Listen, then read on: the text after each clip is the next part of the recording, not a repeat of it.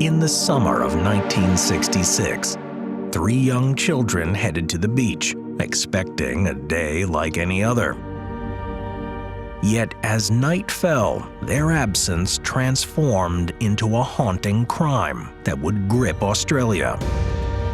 This is the story of the Beaumont Children, a mystery that has haunted the nation for decades. January 26, 1966, marked Australia Day, a national day of celebration. In the coastal city of Adelaide, the Beaumont family resided in a home at 109 Harding Street, Somerton Park. Jim Beaumont, a former serviceman turned taxi driver, and his wife Nancy, who had been married since December 1955, were parents to 3 lively children: Jane, 9, Arnna, 7, and Grant, 4. Living a short distance from Glenelg Beach, a popular destination, the children were familiar with its sandy shores. Just the day before, in the midst of a summer heat wave, Jim had taken the children to the beach before embarking on a sales trip. On the morning of Australia Day, the children, eager to revisit the beach, persuaded their mother to let them go. Given the scorching heat, they hopped on a bus for a brief 5-minute journey to Glenelg Beach. Departing at 8:45 a.m., Nancy expected their return by the 12 noon bus. At the latest, by 2 p.m. However, as the clock ticked past 2 p.m., there was no sign of the Beaumont siblings. Concern grew, and when Jim returned early from his trip around 3 p.m., he immediately headed to the bustling beach. The search proved fruitless, and by 5:30 p.m., with heavy hearts, the Beaumonts reported their children's disappearance to the Glenelg police station. As the clock ticked, the Beaumonts' anxiety grew. They checked with neighbors, friends, and relatives, hoping the children had simply lost track of time. When darkness fell, the gravity of the situation became clear. The police were alerted, and a massive search operation was launched. Through various eyewitness accounts, authorities managed to trace the final known steps of the Beaumont children.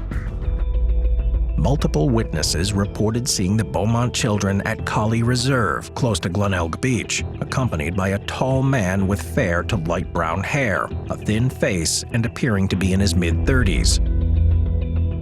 This man had a sun-tanned complexion, a slender, athletic build, and was dressed in swim trunks. The children seemed at ease with him, playing and seemingly having a good time. Between 11 a.m. and 12 noon, a woman, seated on a bench near the Holdfast Bay Sailing and Yacht Club, observed the children emerge from the ocean. They spread out their towels and then rinsed themselves under the freshwater sprinklers. She noticed a middle-aged man already settled on his towel, intently watching the children as they arrived. After their rinse, the children approached and began interacting with this man. Young Grant was seen jumping over him, followed by Arnna and then Jane. The 2 girls playfully teased the man with their towels. Another female observer who left the area around 11:30 a.m. noted that the man and the children were still engaged in their playful activities near the sprinklers. Subsequently, this man approached a nearby couple, inquiring if they had seen anyone tampering with their belongings. He mentioned missing money from their clothes. Another onlooker recalled him saying that their money had been pinched. After this brief interaction, the man returned to the children. The couple found it peculiar when they observed him helping all 3 children dress, especially since Jane seemed old enough to dress herself. Shortly after midday, the man collected his belongings and headed north towards the changing sheds at Collie Reserve, a short distance away. The children cheerfully trailed behind him, waiting outside the changing rooms. Around 12:15 p.m., they were seen departing with him, heading in the opposite direction towards the bus stop. This mysterious man became the prime suspect, but despite composite sketches and numerous leads, he was never identified. The Beaumont parents had always described their children, especially Jane, as being quite reserved. Their comfort with this stranger was unusual, leading investigators to speculate that they might have encountered him on prior visits to the beach. This theory was somewhat supported by Arnna's casual mention of Jane having a, quote, boyfriend down the beach, which their mother had initially dismissed as an innocent playmate. The Beaumont children were last spotted between 12:20 p.m. and 12:30 p.m. at Wenzel's Bakery, located at the intersection of Moseley Street and Jetty Road. An employee at the bakery recalled Jane purchasing a pie, which she had bagged separately. Additionally, she bought 5 pastries, 6 finger buns, and 2 large fizzy drinks, paying with a £1 note. This purchase raised suspicions for the police for a couple of reasons. Firstly, the shop assistant, familiar with the children from past visits, mentioned that they had never bought a meat pie before. Secondly, their mother had provided them with just 6 shillings and 6 pence, meant to cover their bus fare and a modest lunch, not the sum of £1. This led the police to deduce that someone else had given the children the money. Moreover, the quantity of food and drink they acquired seemed excessive for a brief beach outing. The South Australian Police, with the help of the public, launched one of the most extensive manhunts in Australian history. The media played a crucial role, with newspapers and television broadcasts saturated with their images. Authorities swiftly initiated a search of Glenelg Beach and its surrounding regions, operating under the belief that the Beaumont children might be close by, perhaps having merely lost track of time. On the evening of their disappearance, Jim Beaumont joined the patrol, navigating through Somerton Park and Glenelg, meticulously combing each street. After the police concluded their search for the night, Jim, undeterred, continued the quest in his own vehicle. The search parameters soon broadened to include sand dunes, the ocean, and adjacent structures. With growing concerns of a potential accident or abduction, monitoring extended to the airport, railways, and major highways.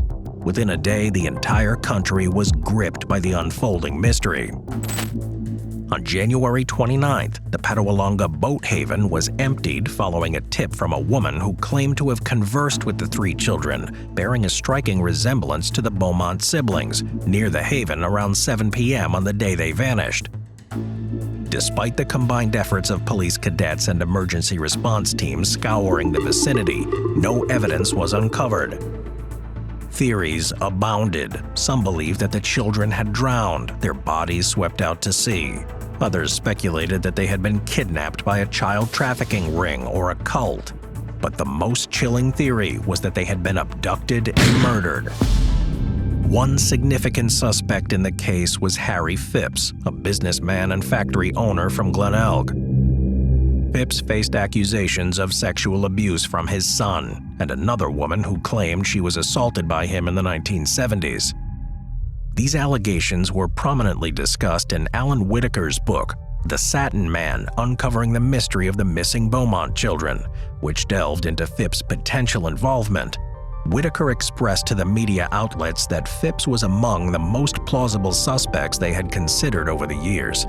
Phipps passed away in 2004. 9 years later, a portion of his Adelaide factory was excavated. This action was prompted by claims from 2 brothers who said Phipps had instructed them to dig a pit on the property on the very day the children disappeared in 1966. However, this search yielded nothing.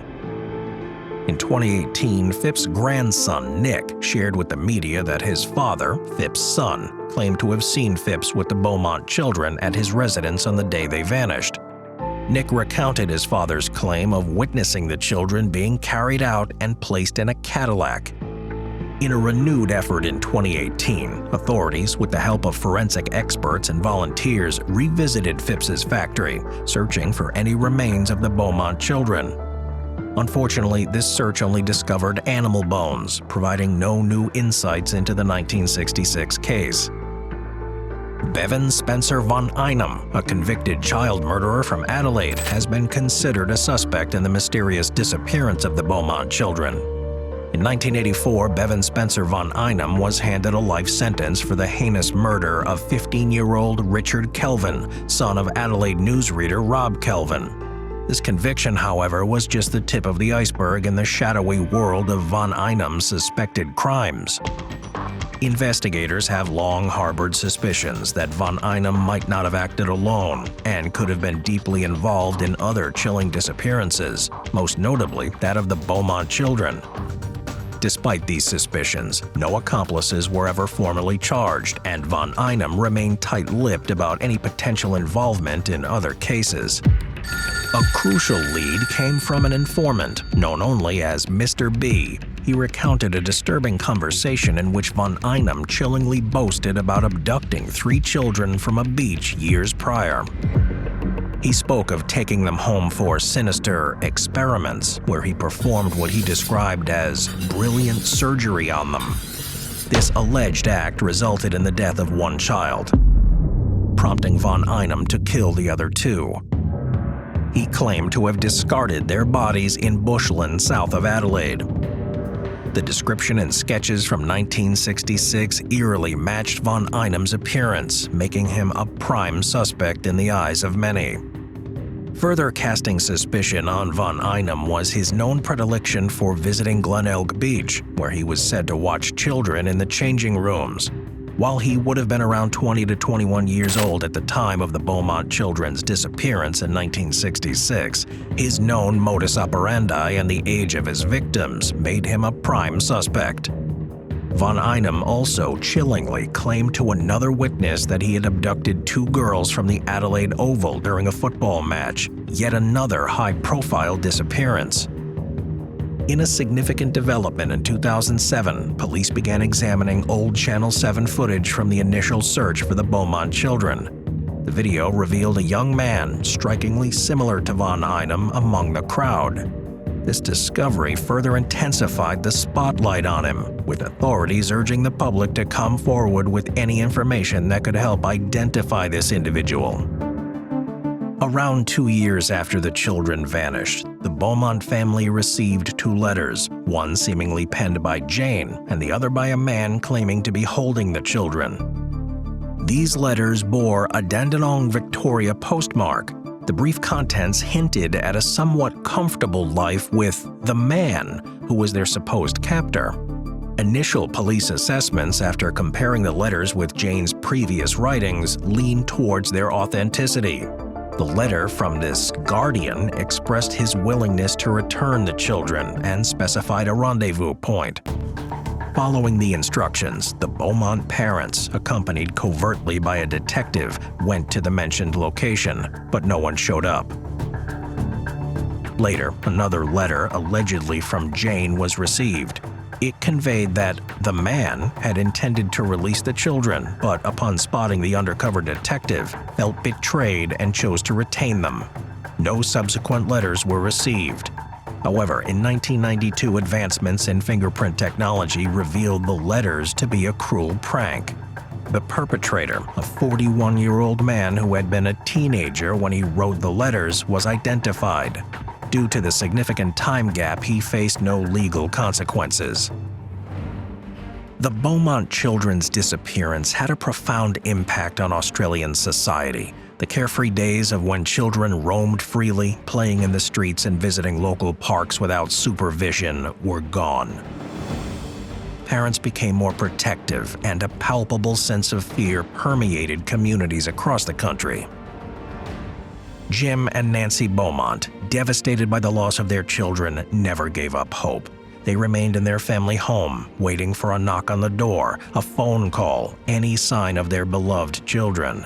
But that day never came. The disappearance of the Beaumont children remains one of Australia's most haunting and enduring mysteries. Despite the tireless efforts of investigators and the relentless hope of the community, definitive answers remain elusive. The case serves as a somber reminder of the fragility of innocence and the lasting impact of unresolved tragedies. As years pass, the collective memory of the Beaumont children persists, underscoring the nation's unwavering commitment to seeking justice and the truth.